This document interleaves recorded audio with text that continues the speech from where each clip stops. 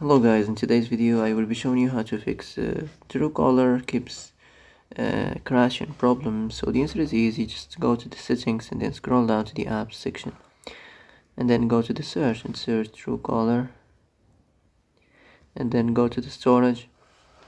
Here you will find this clear cache option, click on it. Now you can go check it if it worked, and if it didn't you can try to restart your phone or turn the Wi-Fi off and on, or the Bluetooth or the airplane mode. Also, you can try to clear data, but be careful if you clear data. All the Truecaller's data will be deleted. This includes all files, the settings, the accounts, the databases, etc. So be careful if you want to clear your data. So that's it for today's video. I hope this is the answer you've been looking for. If you like this video, don't forget to like and subscribe. And that's it. See you in the next video.